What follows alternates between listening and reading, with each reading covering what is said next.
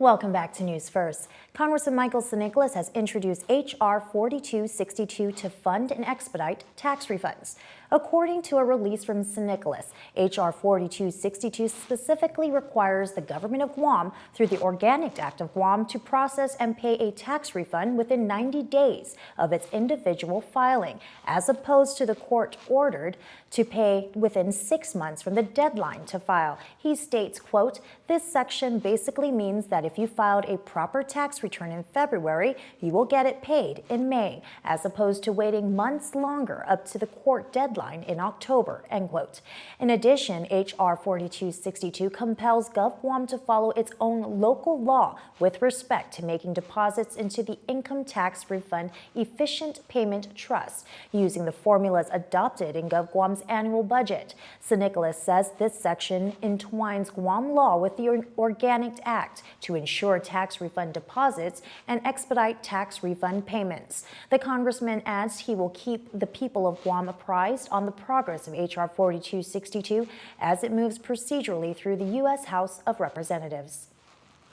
In other news, the Mayor's Council of Guam continues to tackle stray animal control issues as stray dogs continue to strain government and village resources. Chico Mayor Rudy Manzanani, who also serves as the chair of the council's Stray Animal Roundup Committee, was at loggerheads with some members of the council over what programs must be implemented to curb and control the stray animal population in the different villages. These include spay and neutering and release programs and regulations for licensing and identification. Gaines' limited resources was also raised during the meeting, but Robert Lazama, the special assistant to the governor, assured the mayors that the administration is supportive of the stray animal roundup. The direction was given, of course, has been given to the Director of Agriculture to take the lead in coming up with solutions in regards to the animal control issues that we're having faced now on our island. So Director Munya Brech has been tasked to come up with the plans, and of course we're looking at areas from the spay and neuter idea, thoughts that are coming to the table, working closely with the Mayor's Council of Guam's SARU, Stray Animal Roundup, Chairman Mayor Rudy Manzanani, and the colleagues here at the Mayor's Council. So we're now on the preliminary stage with the administration. According to Gaines, the stray animal problem continues to grow on Guam. In the 1970s, the number of total dogs on Guam was under 10,000. In 2005, it was estimated to be 20,000 to 25,000. Today, it is estimated that over 60,000 stray dogs roam the island. Well, Guam Regional Medical Hospital is celebrating its 4th anniversary this month and will be commemorating their longest-running outreach program, Walk with GRMC. PNC's Ayana Shed has more. Life in Balance is brought to you by Community First Guam Federal Credit Union, Your Good Neighbor Pharmacies, Simply Food, and Guam Regional Medical City, where patients are partners. The longest-running outreach program, Walk with GRMC, continues to attract our island's Manamku, mall-goers, and runners to their weekly fitness program. The event takes place every Thursday at 10 a.m. at the Micronesia Mall Center Court. Beginning with a series of warm-up exercises, participants embark on a 1-mile mall walk, followed by a series of cool-down exercises led by GRMC's Marketing and Communications Manager, Charlona Lauren. This free event is open to the public, and Lauren says everyone is welcome to participate. Just come to the mall, come to the center court. There are a couple waivers to sign, and just be ready to do some exercises, comfortable shoes, tennis shoes, and comfortable clothing, and just participate with us. Walk with GRMC is partnered up with University of Guam professor TJ Atta, who is currently studying locomotive syndrome on Guam. According to Atta, the concept behind this study originated in Japan and is now being assessed for all across Asia. Locomotive syndrome is a condition of reduced mobility due to the impairment of locomotive organs. It is most commonly found among the elderly. Atta says that early detection is the best prevention and hopes to spread the awareness of locomotive syndrome with the help of GRMC's program. The assessments include a two-step test and a stand-up test, which gives individuals a clearer picture at where their health stands. Ada says the two-step test measures how far a person can travel with 2 walking steps. In Japan, to be physically independent, you need to be able to travel from your home to the grocery store, to the doctor, right? And so the walking speed that they're aiming for is the minimum walking speed that it takes to cross a crosswalk in Japan. The stand-up test consists of 4 chairs, with each height testing the level of difficulty it takes to stand up from a seated position. All right, so now it's my turn to try the stand-up test, and here with me I have Professor Ada to demonstrate how we're going to do this. We have 2 versions of the stand. We're gonna have a stand with both legs and then a stand with 1 leg at a time. And we're trying to figure out find the most challenging version you're capable of.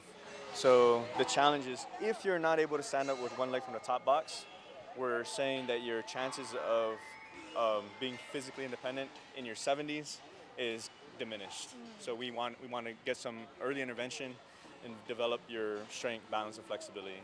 The community is encouraged to test your strength and find balance in your life at GRMC's weekly event. For more information, visit their website www.grmc.gu.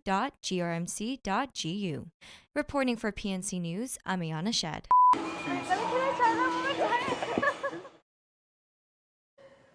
That was some great effort, Ayana. Well, time now for this week's Take 2 Coming Attractions segment with Tony Watley II.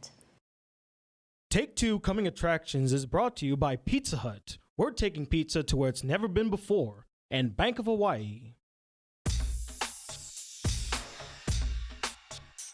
Day, and welcome to Take 2 Coming Attractions, where I inform you of the latest films hitting the cinemas. I'm Tony Watt II, and we have 2 new films heading your way this weekend. The all-girl crime drama, Hustlers, and the slice-of-life melodrama, The Goldfinch. In Hustlers, a crew of strippers decide to use their feminine wiles to bleed their Wall Street clients dry.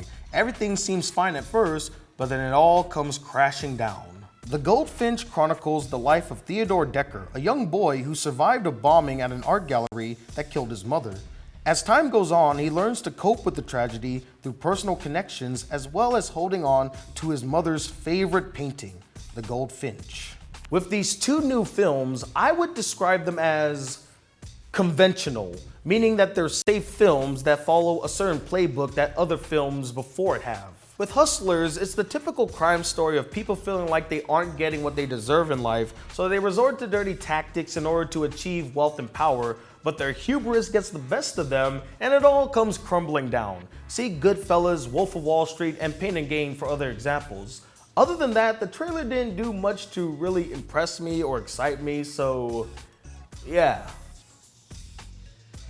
Moving on. As for The Goldfinch, it's the typical tug at your heartstrings, make you weep your eyes out melodrama Oscar bait film that feels eerily similar to the film Extremely Loud and Incredibly Close, both of which deals with a parent or somebody dying in a tragic accident. And while the subject matter is quite topical and the acting looks pretty good, I can't help but feel that this film is emotionally manipulative, especially from its trailers. But I do like the tone of the film and the cast looks great, so I'm gonna give this one the benefit of the doubt. For now. And that'll do it for me today, ladies and gentlemen, here on Take 2 Coming Attractions. I'm Tony Watt II, and I'll see you at the movies.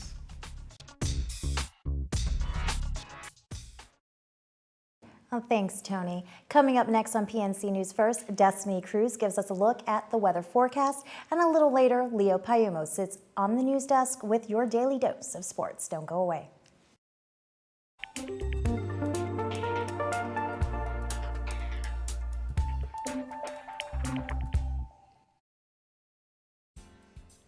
Hafiday Guam, welcome to your local weather forecast. I'm Destiny Cruz and thanks for tuning in.